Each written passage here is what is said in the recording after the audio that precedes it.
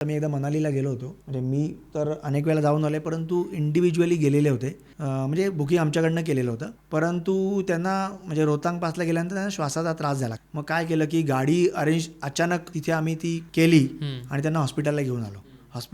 इथपर्यंत ठीक आहे. त्याच्यानंतर सांगतो मी तुम्हाला की माझ्या हॉटेलशी इतके चांगले संबंध होते की ते तर एकटे होते, त्यामुळे बाहेरच्या ठिकाणी आपण ऑलरेडी भांबावून गेलेलो असतो. त्यांच्याबरोबर त्यांचे आईबाबा पण होते. म्हणजे आईबाबांना सांभाळायचं का ह्यांना हॉस्पिटलमध्ये सांभाळायचं का नक्की काय करायचं हे लक्षात येत नव्हतं.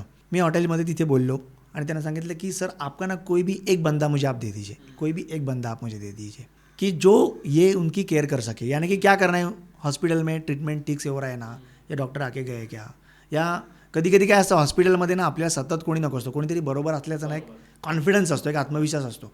त्यांनी मला त्यांच्या एक हॉटेलचा टीम मेंबर स्टाफ त्यांचा पाठवला. 2 दिवस त्याला पूर्ण तिथे थांबवलं होतं. ते कशामुळे झालं की आमचे त्यांच्याशी जे काही संबंध होते, अदरवाईज त्याच्या काही कामाचा भाग नाही ना. तो म्हणाले की सर आपने हमारे पास रूम बुक किया है, इसका पैसा ले आपने दिया, हमने आपको ये सर्विस दिया है, विषय त्याचा संपलाय, तो सांगू शकत होता. परंतु त्यांनी आम्हाला ही एक्स्ट्रा ऑर्डिनरी मदत केल्यामुळे त्यांनाही बरं वाटलं, आम्हीही रिलॅक्स होतो. कारण का कोणी जेव्हा टूरवर जातो आम्ही नाही त्याला जबाबदारी म्हणून पण समजतो. आम्ही पूर्णपणे त्यात ताकद लावलेली असते आणि बुकिंग केल्यानंतर मग हात वरती करणं असं योग्य नाही.